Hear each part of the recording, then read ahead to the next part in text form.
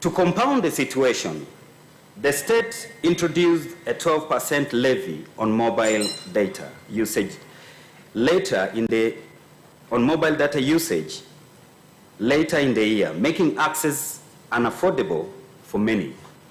You may ask whether it was possible for some people across the country to access or even to afford this mobile data with this increment. The PFI further shows that during the year, media rights and freedoms remained at great threat. Journalists and media practitioners who had gone to cover new presidential candidate Robert Kyagulanyi Ssentamu, while he delivered a complaint to the office of the United Nations High Commissioner for Human Rights in Kampala, were brutally assaulted by members of the UPDF. You could all see those footages. Administrative overreach by the UCC resulted into shutdown of media houses. In the face of all these challenges, efforts by the media to seek redress were severely curtailed due to a shortfall occasioned by the continued suspension of the Democratic Governance Facility, DGF, a major donor that has traditionally supported media rights organizations, including HRNJ Uganda, to pursue legal remedies for journalists and media houses whose rights have been violated. It is also important to note that the COVID-19 pandemic remained a thorn in the flesh of journalists and media houses. The stringent measures imposed to control the spread of the virus made it difficult for especially the print media to generate critical income as a result of the COVID-19 related economic hardship. One television station was forced to close its operations in Uganda. Other media houses downsized their staff, and the journalists who were maintained were forced to take salary cuts. In summary, this edition of the PFI is defined by a series of media shutdowns and shutouts. Right from the beginning of the year, the media was shut out from major electoral events. Internet access was shut down. A media house was shut down by UCC, and the army shut out the media from covering events at the UN. The devastating effects of the global COVID-19 pandemic also resulted into the shutdown of a television station. On behalf of the executive board, staff, and the wider HRNJ community, I would like to express my sincere gratitude to all individuals and organizations that supported this important work in Uganda. I also wish to express our sincere journalists, media practitioners, and media houses whose fundamental rights and freedoms have been put at great threat in line of their duty. It is indeed true that we have great challenges, but let us not lose hope, because ahead of us great opportunities lie, and with your help, we will meet them and make our own history. Once again, I welcome you to this occasion of the launch of the 2021 PFI report. Thank you very much, for God and my country.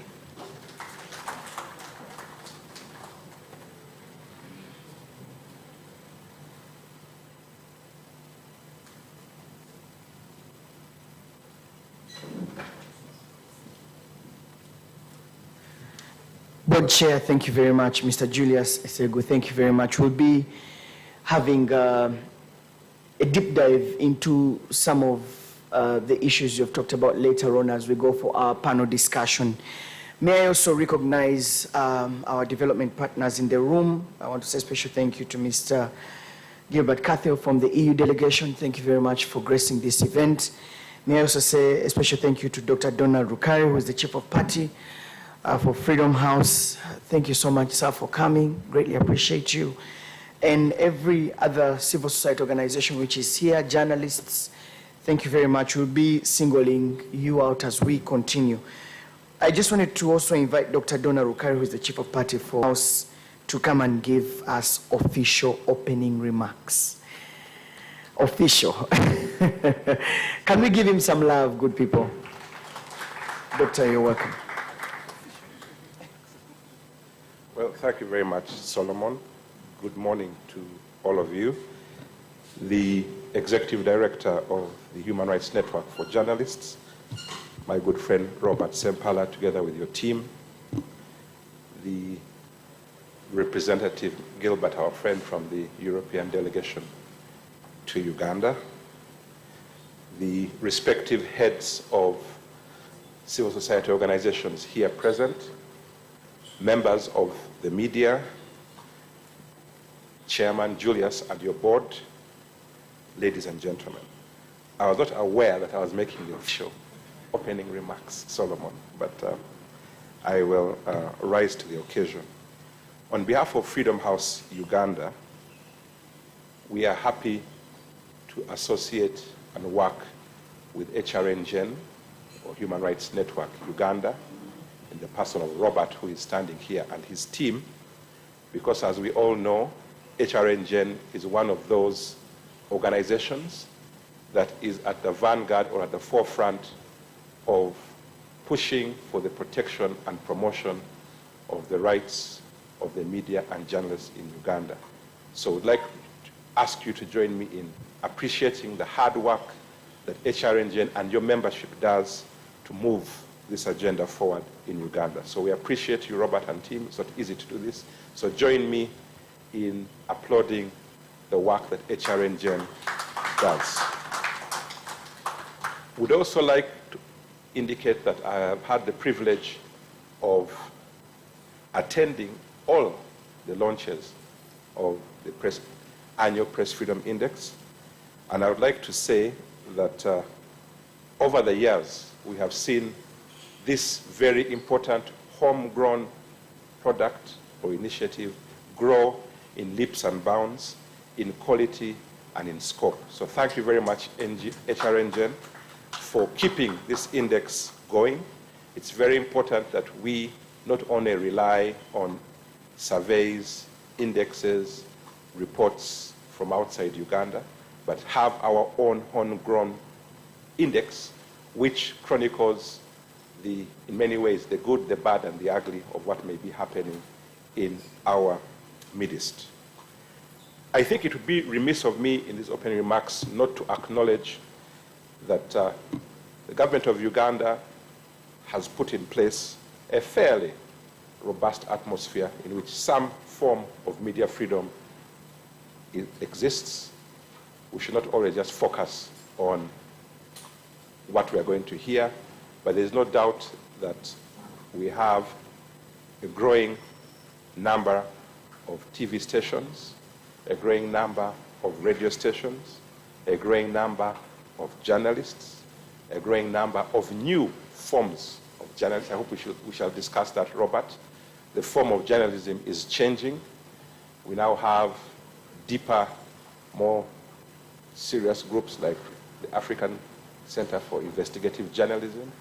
We have social media activists. We have individuals who are also doing their work. So even the terrain of the way we define media is changing, and I hope we will take cognizance of this and how we are able to ensure that in all these different forms, their rights, freedoms are adequately protected and promoted.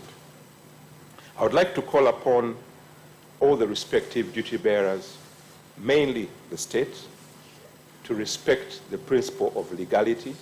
The principle of legality requires that all duty holders, whether it's members of the state, are following the rule of law, ensuring that the promotion and protection of media freedoms and association is respected.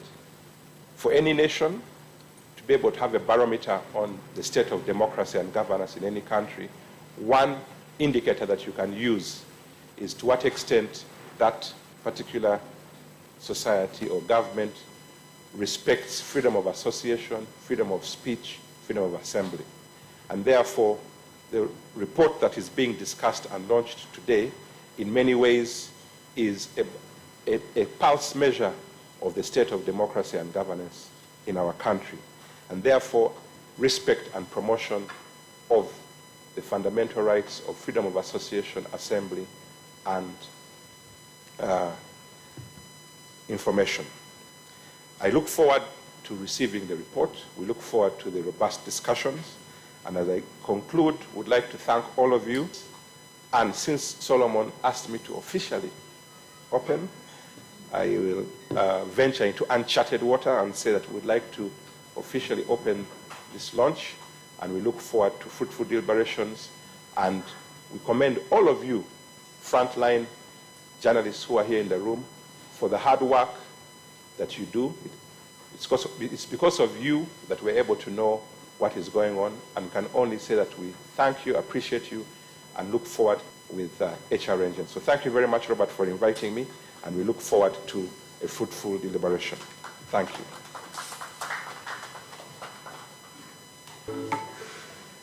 Thank you very much, Dr. Donald Rukari. Thank you. I think it's a time that we've all been waiting for to hear in what is in the report. May we put our hands together as we welcome Mr. Robert Sempala, who is the Executive Director of ETA Sempala. You're very welcome. Can we also have Mr. Sempala's slides ready, please? You're welcome, sir.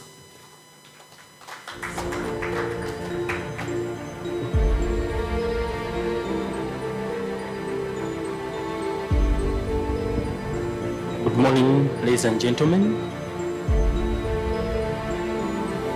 Representative of different media stakeholders. We have our friend, State Attorney. We have representatives from the owners of media houses, Mr. Joseph Abeyanga, welcome. We have Mr. Yurumba, who heads the coalition of online publishers.